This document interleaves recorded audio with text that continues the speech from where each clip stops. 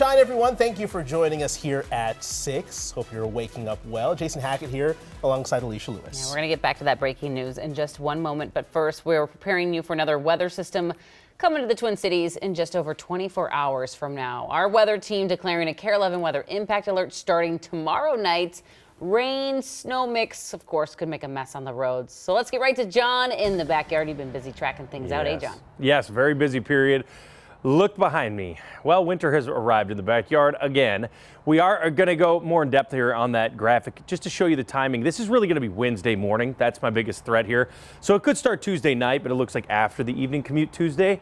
And it's going to be an interesting one because this one I think will start as more of a snow mix and change over to rain on the back half of this into Wednesday. Where are we going to see all snow is the question, and that is going to be, I expect snow blowers to be out. And definitely shovels, and we'll watch those icy roads Wednesday morning. This morning, we're waking up to 1 to 2 inches of snow. We're in the 20s. Thicker coats. Kiddos probably need the snow pants again. It's going to be very soppy and cold out there. Just prepare for that. It's been a little while. Temperatures today making it well into the 40s.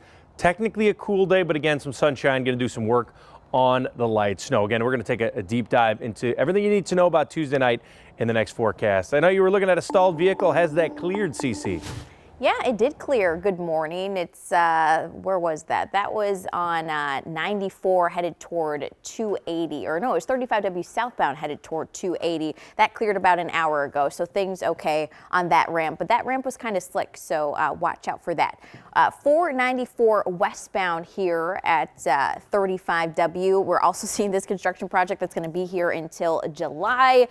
I was stuck in this weekend and it was a headache, so definitely add extra time if you'll be in this area going closer to 7 o'clock. Otherwise, seeing some light ice on the roads down in Hastings, Highway 61, light slush on Highway 52 in the Rosemount Cannon Falls area, and then up in the Little Canada area, Highway 36 seeing some light slush too. So if you're in those areas, be careful this morning. Otherwise, if we take a look at the bigger map, things are a-okay this morning. I'll have more on construction throughout the next hour, so stick around for that.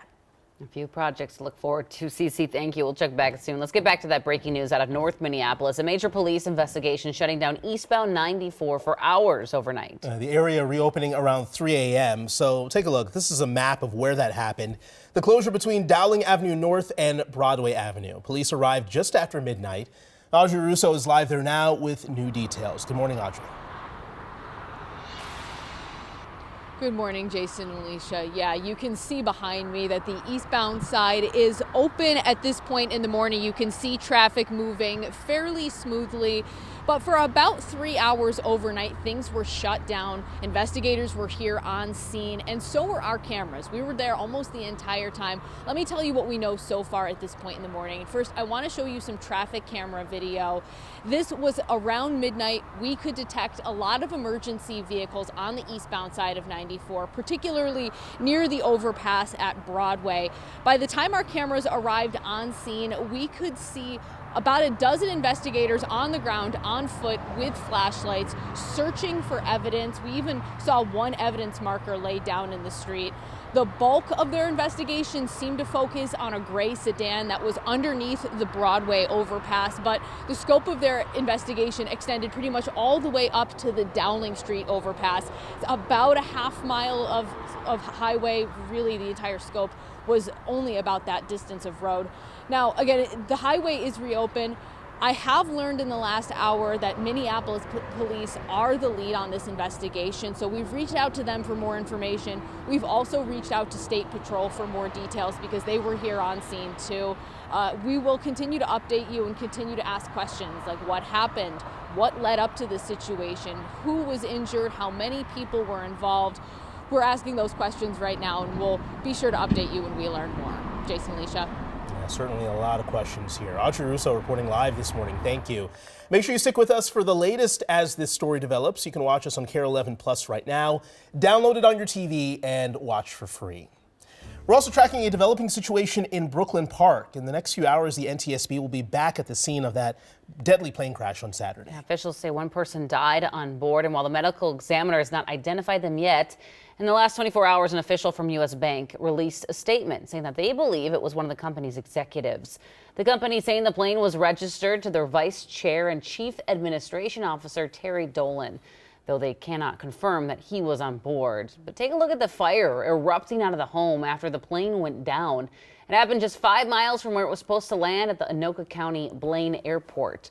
Officials say everyone in the home was okay, though their house is a total loss. Right now, the NTSB has taken pieces of the plane to be examined. They say right now they don't have a lot of answers. Time now 6:06 as we take a look at the U.S. Futures Board this morning. The Dow, NASDAQ, and S&P 500 are all on pace to end the month in the red. This comes ahead of potential price hikes as 25% tariffs on imported cars is set to go into effect on Thursday. But experts say Wednesday could be an even bigger day for U.S. trade. That's when President Trump is planning to roll out a new round of reciprocal tariffs, a day that he's calling, quote, Liberation Day.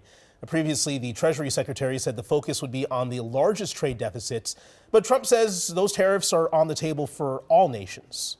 The tariffs will be far more generous than those countries were to us.